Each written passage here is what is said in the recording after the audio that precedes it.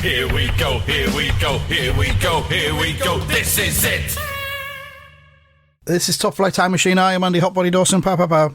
I'm Sam Nifty Delaney. So what? And who might you be? And how are you today? That's good. Nice. Okay. What would be really nice, but it's too much of a hassle, but so just imagine it, because we'll never do it, is if there was a sort of a slightly magical sound effect when you say, and who might you be, that sounds like a window opening and a rainbow coming through it, like this. Yeah. Yeah. I won't put one of those in. No, don't put it episode. on. Just, I like to sometimes encourage the listeners to insert things using their minds. Mm-hmm.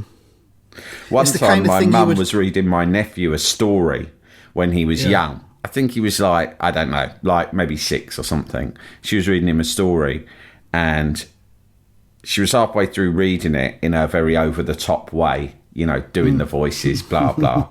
Good. And he's turned around, so it's my nephew Fred, and he's turned around and he said, Bren, he calls her, all her grandchildren call her Bren, right? I go, Bren.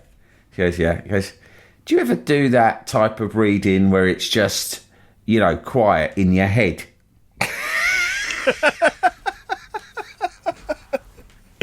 Just saying. And she went, well, yeah, I mean, when I'm reading a book on my own, I do that. He went, yeah, you can do that now if you want. I don't mind. And that was the last time she ever read him a book. That was his way of telling her, I've had enough of this now, to be honest. Yeah. I'm sort of grown out of it. It's annoying. Oh, that's good. I was going to say, do you remember in Rainbow, they used to have those little animated cartoon inserts where there would be lots of different sound effects. Things would happen, and there'd be lots of different sound effects, like, right across the gamut of sound. Like you said, a window would open and like you'd hear Rainbow. That's sort of what I was pretty much thinking of this bit in Rainbow when I said about the sound effects. You'd see a pair of boots or something and they go bro, bro, bro, bro, bro, as they stomped across the screen or something like that. Well, that's another thing. Not to bang on about animal crackers too much, but there is a bit with Rory, tell us a story. Rory, tell us a story, where the big terrifying blue mutant lion reads a story, and they do this. I don't know what came first, that or Rainbow, but I can tell you it was Rainbow. Okay, so they nicked that off of Rainbow. It was ITV, so they were probably just made by the same company. Ideas were there's a lot of overlap between shared. the two shows. It's puppets who tell stories, have some sort of like strange, vague domestic relationship, and of course there was also songs in Rainbow, but that was courtesy of the Humans, Rod, Jane, and Freddie. But the Humans, but it wasn't as good because they did songs that were for kids, and I think really the attraction of Animal Crackers was that they were playing rock and roll songs, real rock and roll songs out of the charts, rendered more palatable to a youngster's eyes and mind by it being performed by animals. Well, look, there's some episodes of Animal Crackers on YouTube, and we're due to start a new Odyssey this week on Wednesday for IFS subscribers, so it feels pointless to do anything else other than an episode of Animal Quackers, whatever it's called. Yeah, Quackers. We'll do that then, Wednesday. Yeah, let's do it.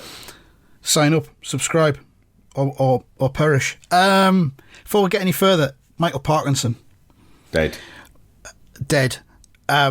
Looking at the obituaries, I feel as though we've been slightly too cruel towards Parkinson in the past, because we've been critical of him. You can say that after anyone dies. Well, there's stuff that's emerged that I didn't know about. If he's dead, like if he's if he's dead, he's dead. No, if he's dead, it's sad. There's a loss of human life there, and I've never said Michael Parkinson was an evil man, a cruel man. We didn't go that far.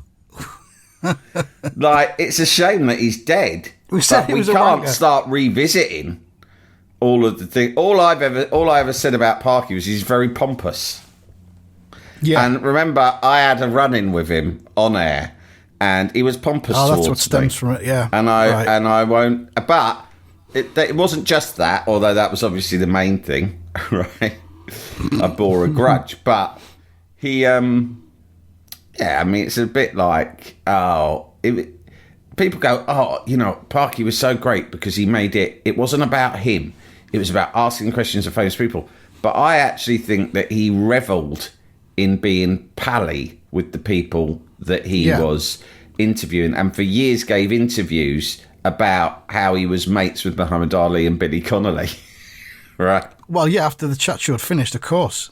All right, here you go. 3 things, right? 3 things. First of all, he was originally a journalist at Granada Television before he did the Parkinson show. When he left Granada, he presented his colleagues with the key to his desk. Upon opening it, they found sheaves of blank hotel and restaurant receipts waiting to use as to cover shortfalls and expenses. That's good. It became known as the Parkinson Bequest. That's good. I like that. I really like that. Secondly, I'm going to just get this on the screen because I don't want to get the wording right. Michael Parkinson was one of the original sponsors of the Anti-Nazi League in the 1970s. Okay.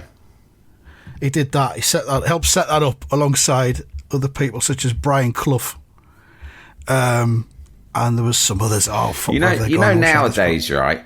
If that happened now, the Mail and all the right-wing press would be all, i.e. 90% of the press, would be all over him. Right? Yeah. The very people like the Mail and the Telegraph who now fucking adore him, right? They'd be like, a lefty journalist is investing money into and they would have somehow framed something like that as a terrorist organisation. Exactly. The Anti-Nazi League. It's a terrorist organisation, and someone who earns their money from the BBC is funding it. And the third one, fine. I mean, this is the other people included Glenda Jackson and George Melly. What was the other thing? Yeah, the third thing. This will have been said over the past few days since he died. But without Michael Parkinson, we may not have Billy Connolly.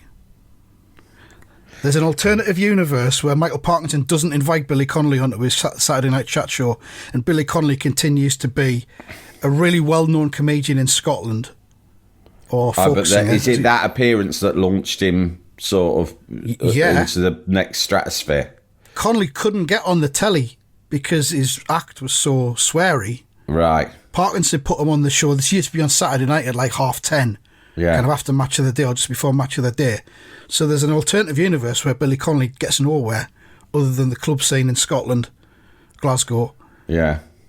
If Parkinson is, I'd say, solely responsible for Billy Connolly. When you said there might have been I fully expected you to say emu. Number 4. Yeah, I think emu. I don't know what state Rod Hull and Emu's career was in when they started attacking Parkinson. I feel as if they attacked him more than once, right? It was like a regular thing. No, just the once. He wouldn't have him back on after that. Well, there you go. There you go. That goes back to my point of him being self-important. It was repeated in an advert of some crisps. Yes, I saw that. In the 1980s. I think it was called Smith's Moments. Something like that, yeah. Which was when, you know what that was, Andy? I saw that ad because people were sharing it because of Parkinson passing away. And I went, oh yeah, Smith's Moments. I think I remember those. And then I remembered in the 80s, that was the first attempt by snack manufacturers, crisp manufacturers, to make posh middle-class crisps. Yeah. Wasn't it? Yeah. Because there was probably. It was, yeah. There was a slew of them that were being advertised quite heavily on telly, like Smith's Moments, even the word moments. It's not just a bag of crisps that some pro would shovel into their hungry, toothless mouth at a rainy bus stop. That's Golden Wonder, right? This is Smith's Moments. Became snacks, didn't they? This is for a well-educated business executive, right? Yeah. Who perhaps is sipping a pre-dinner cocktail, yeah? And he wants something salty. And that's what this is. It's not for any common organ. It's not for a fucking schoolboy to put between two slices of white sliced with some marge and salad cream. No. This is for the likes of this is what Michael Parkinson nibbles on when he's waiting to interview Henry Kissinger live on the BBC, right? They were put down in bowls at your dinner parties, your sophisticated middle class 1980s dinner parties, weren't they? I think that was the slogan for a while. It was like, Smith's Moments, not out of a bag, in a fucking bowl. Do as you're told. Yeah. Stick them in a bowl. Have some fucking self-respect. Right. But the other ones, do you remember Phileas Fogg? I've got Phileas Fogg on the screen in front of me now. I think they were the pioneers. What Phileas were the garlicky were ones? Were they called to do it. mignon or something like that? Have you got the flavours in front of you? There were these discs, right? And they were basically they were highly crunchy. They were so crunchy, right? And they were small discs and they were intensely garlicky, right? So if you fucking ate a packet, forget about getting off with a girl for the next 3 months, right? Yeah. Disaster. And they were so garlicky. And it was basically like mini garlic breads in a way, but much crunchier. Right. And they're very greasy. I never had them. I remember that. Fancied them. No offence, I've got a strong sense they might not have even been, because we talked before about products that weren't released in the North. Right, I'm going to stop you there. I'm going to stop you there and I'm going to shame you. Right. The Phileas Fogg Company was based in Concert in County Durham. Yeah, but they might have released the shit. They go, we'll make a load of Ponzi snacks and we'll sell them to them fucking Southerners. No, they were available here, don't worry. Just couldn't afford them. Yeah. You got a choice between a packet of KP and a packet of Phileas Fogg. Mignon. Experimenting with some fucking mignon. That's what they experimented on you. They gave them out for free and they used the people of the Northeast like guinea pigs for their snack experiments to make sure there wasn't any sort of allergic reaction in humans. And once they realised, okay, fine, they thought, right, now we'll market this to the silly cunts down south. That's what I would have done. Yeah, they used you like lab mice. Not for the first or last time. Let me just see, Phileas Fogg. It says here, different flavours from around the world, such as miniature garlic breads, like you said, yeah. Tortilla chips. They brought tortilla chips to the UK. They didn't exist here before then. No, didn't have them. They brought them from Mexico.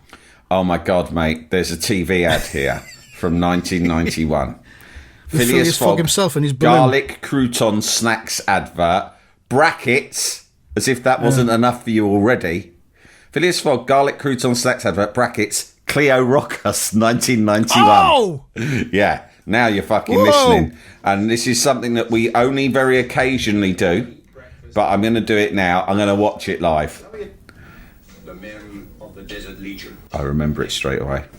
Men who have something to forget. Yeah. One such pitiful case is Jean Bastille. This is straight away a really good ad. There are ads. Back in those days, there were good ads. Most of them were this shit. Is big budget, isn't it? This is a big budget ad. There he is. I'm watching it now. There's Cleo. He's got a great Frenchman in it. Fucking hell, Cleo Rockus. Jesus Christ, gentlemen. And ladies. Mignon Monsieur, I told you. Yeah. Now he too is just another crouton, floating on the bouillabaisse of life. Pay attention, Phileas Fogg, authentic snacks made in Medemsley Road Concert. That was it, yeah. Pay attention, Phileas Fogg, made in Medemsley Road Concert. Great adverts, mate. Really funny. And the way the ad opens with a load of faces of really rough-looking men, it goes, the men of the Foreign Legion.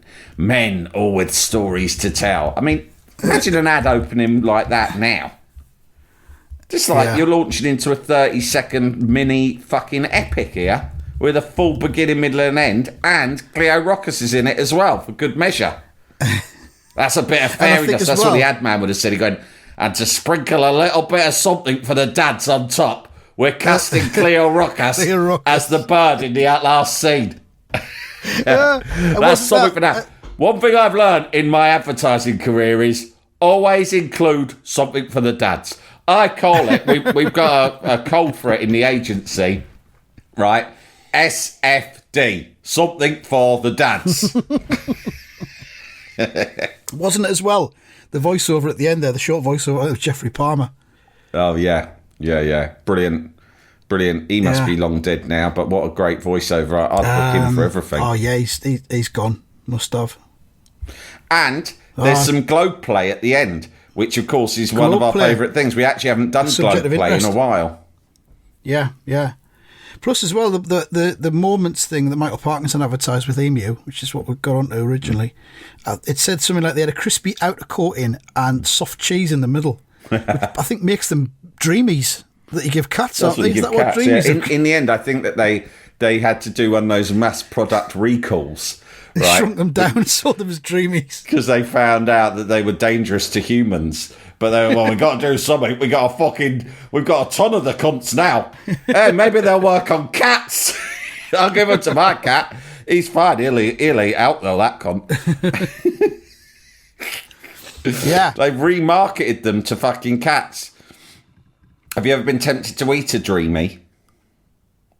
I've been tempted, but I've never done it. No, I've never done it. No, You've never done it? I've been desperate before for a snack. I only had a cat for a year. Sadly, he died. But at me kid's other house, where their mum lives, she's got 4 cats. So there's loads of dreamies there. I might sneak one. Shall we do it on our live video stream this month for the Turbo subscribers? I'm recording live from my ex-wife's kitchen. I have crawled in while she is in the toilet, and I am accessing the cat's dreamies to live taste test them. We'll do it in our live video stream for the Turbo subscribers next week. Well, I'm not sure. We'll both eat a dreamy. I'll get one of the kids. I'll get my son to do it. I know a lad who eats cat food. I've seen him do it. What could there be in a dreamy that couldn't be palatable to a human? Just have one. They're only little. Let's not forget. So here's my get out. Here's my trump card. I'm vegetarian, mate. But they got cheese in them. No, they'll be meaty. You reckon there's meat? They put meat in everything for cats. They have to. Yeah. I'll do it then. Yeah, I've got out of it. Fuck. You can find some kind of vegetarian alternative. Jalapeño. Here's a brief but annoying message to let you know that you wouldn't be hearing this brief but annoying message if you were a subscriber to our Iron Filing Society Patreon offering. For the price of a pint and a St Clement's each month, you can get up to 4 episodes a week, 9 months before the rest of the world gets them. Early access to regular episodes, lots of other marvellous benefits, and there's absolutely no adverts or brief but annoying messages like this that'll get right on your tits. Find out more and subscribe now at tftimemachine.com/ironfilings. Jalapeño. Jalapeño. Suffice to say, Michael Parkinson was a good man. He was a very huge figure in British entertainment and journalism. And it is a sad loss to us as a country. I'm happy to say that because it's true. I mean, my quibbles with him were partly personal, and there is that. In the grand scheme of things, so fucking what? Even if he did occasionally come across as self-important, why shouldn't he be? He was important. More important than you. Exactly. He'd go like this. Yes, I am self-important, Mr. Delaney, if that's your name. I don't know who you are. I don't know you from Adam. You say that we've had a run-in in the past. I don't remember it. I have no recollection of that. It had no impact on me emotionally or mentally. But I will tell you that if I come across as self-important, well, perhaps, Mr. Delaney, that's because I am important. And if it is a crime to see yourself as you are, then I am guilty. Because I am an important man who's achieved important things, unlike you, Mr. Delaney, who I believe was responsible for a failed CD-ROM magazine in the early noughties. Is that correct? Yes. Well, yes, well done for that. But no wonder you go around behaving as if you have no self-respect whatsoever, because you don't deserve to respect yourself. I do respect myself because I launched the career of Mr. Billy Connolly, and that's just one thing. I could keep you here all day with the other things I've done, including... But to be quite honest with you, that is enough. Have you ever fought the Nazis? No, I doubt you have. Well, I have. So, yes, if I'm self-important, then guilty as charged. Lock me up. But I'll say this, no jail can cage me. I can talk my way out of any situation. He did repeatedly claim that no jail could cage him. That was one of his That used to be his catchphrase at the end of each episode, didn't it? In the first run up to 1982. Good night. Thanks for watching tonight, everyone. Good night, and I just say again, once again, no jail can cage Michael Parkinson. All the best. God bless. He claimed he'd be able to escape from any jail they put him in the world. Yes, including San Quentin in the United States. All of them ones in South America where you can have your prosy live with you in your cell and everyone's got machine guns. Them as well. And not once was it put to the test. No. Oh, God. What else was there? Oh, the Women's World Cup. That was a shame. Yeah. Did you see the fella from the Spanish FA afterwards kissing all the women? Cheeky bastard. Not on the lips, was it? Fucking hell. Yeah, one of them was. Yeah. Oh, come on. Oh, dear me. Yeah, but she's come out and said it was fine in a statement through the Spanish FA. It's no problem. It's just a bit of fun. We're good friends. Yeah, that was a bit unsavoury. Yeah, that's a shame. I did watch the game, and I did notice how, I mean, obviously Spain deserved to win. They were the better side. And I noticed how it was like, it's interesting that football DNA, right? Because it was exactly like watching a men's game between England and a team like Spain, in as much as the Spanish were just really good at passing it and had complete composure on the ball. And were comfortable in possession and could just ping it around in triangles all day. And the English, when they won, were very hard working. When they did win the ball back, they played it out to the lass on the right wing who did a cross, right? And that was that was it.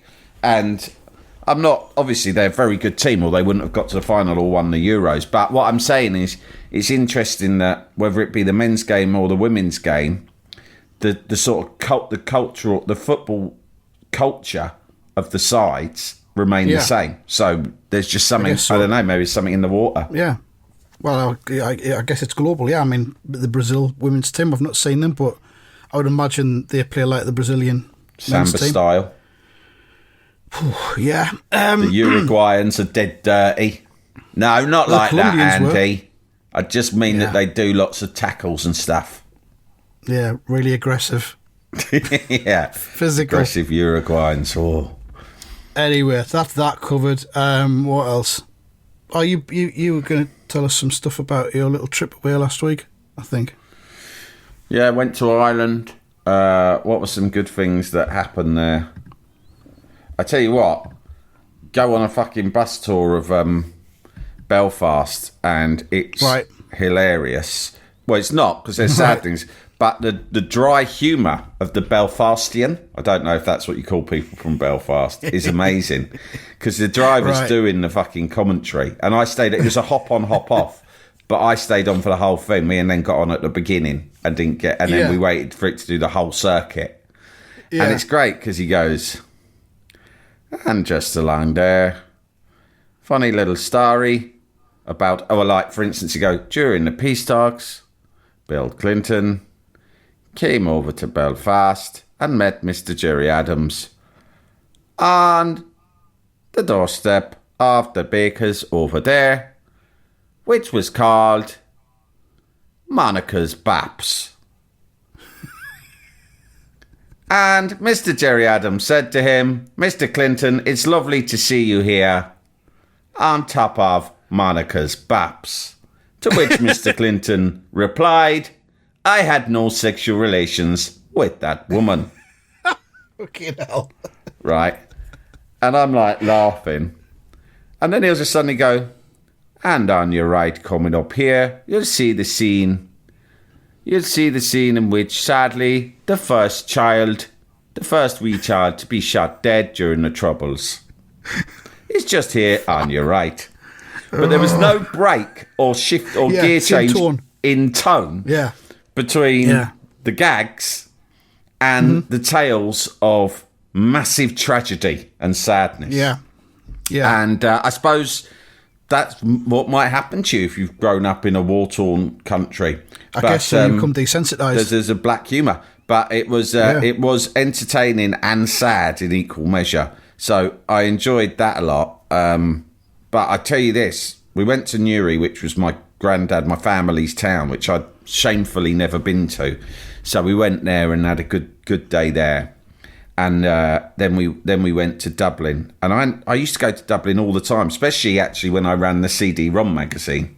Because that's where it was based. Also in the 90s, when everyone was everyone in the UK, certainly in London, was obsessed with Dublin and Ireland, right? Right. It sort of it felt like a cool place to go in the 90s. I went back now, it's changed a lot. The centre of Dublin is like a rich man's playground.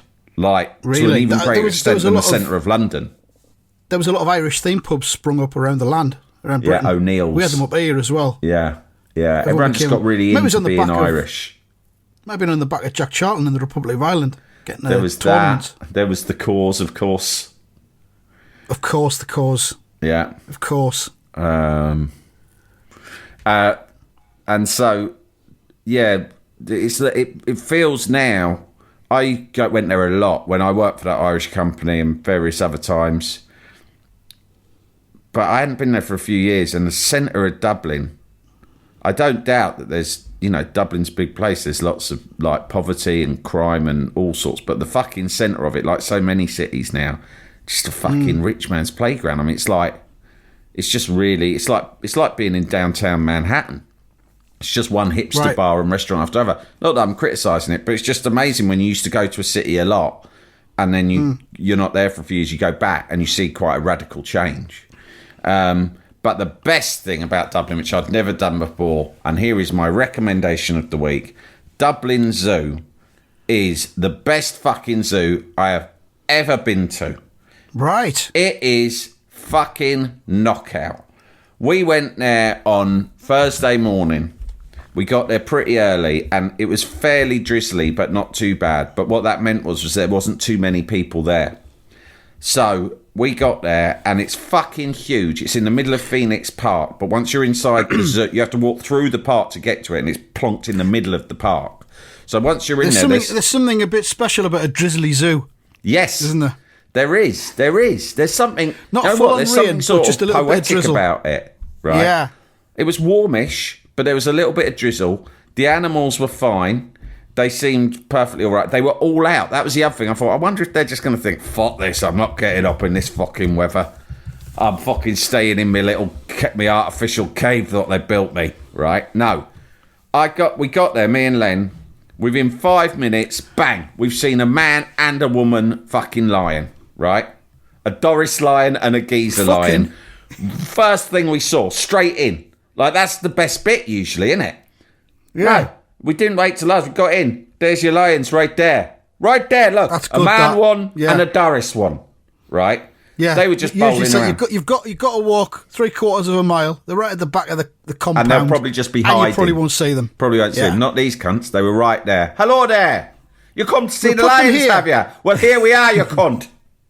We've specially arranged the compound as well, so they've got nowhere to fucking hide. Yeah. You're guaranteed to see them every time. I saw the lions. Next up, wow, fucking hell, I said to Len, that's a bit of good luck, innit? Seeing the lions straight away up close. Fucking incredible. Our luck won't last like that all day. Tigers? Right. Next, walk on, in the fucking cell next door, tiger. Yay! Which, if anything, is more impressive to see than a lion. Simply because they are stripy. And they are also, let's be honest, they look a lot harder than lions, tigers do. Yeah. Because they're so fucking, they look they're harder. Sleeker. They're sleeker. They look more muscular. They're like Mike Tyson.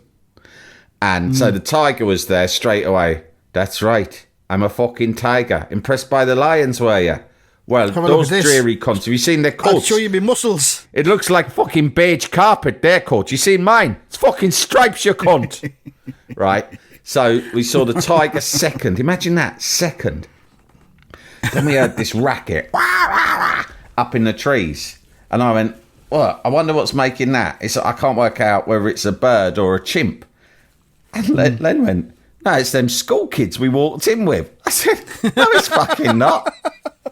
He thought it was something, because we'd walked in with some, well, obviously it's out of term time, but we figured they were in some sort of summer club, childcare club, because there was a bunch of them sort of young.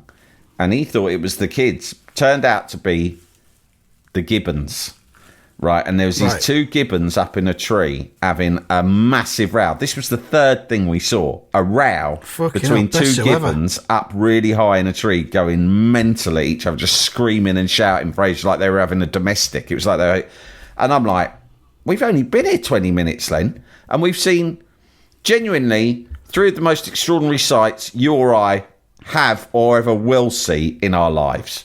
We've seen a man and a woman lion, a big fucking tiger up close, and now we're seeing two gibbons having an argument up in a tree. Fucking hell! And then Dream Zoo. And then they had like the enclosure where the gibbons actually lived, but they'd obviously gone out for a climb about because they can get out. And then went, "What's that?" And I went, "That's the gibbons' rig." And he went, "Wow." He went, "That's a really good name for a pub or a podcast episode." The Gibbons rig. I went, "It is." And then he said, "You're not using that on Top Flight. I'm putting that on grilled cheese media." Oh, he blagged it. But I've recorded this first, so he's fucked now. Well, that's all right, because I'm calling this episode Drizzly Zoo, so it's fine. Oh, okay, cool. Well, Gibbons rig. The Gibbons rig was quite a sight to behold. Rig. And then I told him about the goodies. I told him about... The Gibbons rig is a good name for a Patreon. Yeah, new level. The Gibbons rig. Yeah. Yeah, because Danny Baker's always had the tree house, hasn't he? That's his thing, the tree house. So we've got the Gibbons rig. It sounds similar vibes. I don't know what we'll be offering, but it might be zoo visits. Top Flight Time Machine zoo visits. Zoo content. Yeah. Animal-related content. Yeah, special animal-related level. I mean, I won't bore you with every animal. I'll quickly list some of them, though, because that was... Imagine that as you're starting 1, 2, 3. And it didn't drop off, mate. I saw a snow leopard. That was probably the most extraordinary animal I saw, right? It was wide awake and just staring at me, unblinking out of its cage. No, not its cage. It had an artificial cave, and it was just looking really close. Most extraordinary eyes I've ever seen. Yeah. That reminds me, I have a story about a big cat and a separate zoo, which, if we've got time, I'll quickly tell you about towards the end. It's important. We haven't got time, I don't think. We can put it in the Gibbons rig level. All right, okay. So, if you upgrade to Gibbons rig, I will just record voice notes and upload them to there with various different animal-related stories, including one about Flavio. I've got an ongoing list of stuff. What was it about? This story you're going to tell us? Just put Flavio. I'll know what it means. Flaviu. I've talked about him before, but he's come back into my life recently in an extraordinary and unexpected way. Okay. But just quickly, I won't go into stories about all of them. I saw giraffes. I saw red panda, which is the second time I've seen a red panda in my life in a zoo. They remain the cutest animals you can see anywhere, in my opinion. Yeah. Giraffes, zebras, rhinos, seals, penguins. Fucking everything, mate. Dublin Zoo is huge. It's beautiful. Like, you feel like you're in the middle of a forest. You can't see anything other than trees all around you. The animals are incredible. The people are great. Great gift shop. Dublin Zoo is the best zoo in the world. I've said it. There it is. It sounds like it is. I'm keen to emulate this entire trip by the sounds of it. The Belfast bus sounds great as well. Just a quick update on the prediction league before we go. This is pretty distressing, to be honest. I got... Where's it gone? Can't find it. Yeah, I got 3 points at the weekend. You got 4 points at the weekend. Results Spot got fucking 10 points at the weekend. 10 points? Results Spot, whose team is Newcastle, correctly predicted that Manchester City would beat Newcastle 1-0. Fuck! Thereby landing itself 6 points. 6 points. The cunt.